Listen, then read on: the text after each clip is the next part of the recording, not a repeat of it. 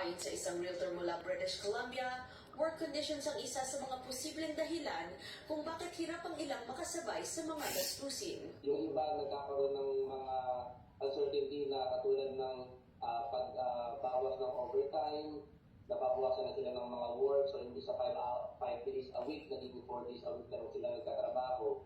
So siyempre, napoforce sila ngayon na mag-ipon at mag-adjust sa kanilang mga gastusin. Ayon sa datos, tumaas ng 18.8% ang insolvency o ang kawalang kakayahang magbayad ng mortgage o anumang utang.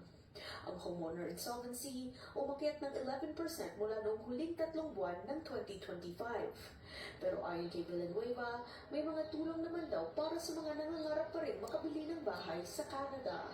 You have to take advantage of the government benefits or government grants katulad ng First Home Savings Account or they call it FHSA that you can contribute up to $8,000 per year up to a maximum of $40,000.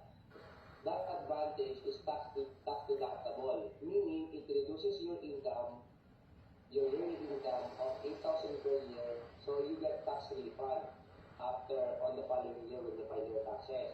Dagdag niya, maaaring lumapit sa mga mortgage specialist o broker para malaman kung magkano ang kailangang ipunin at gumawa ng budget batay nito.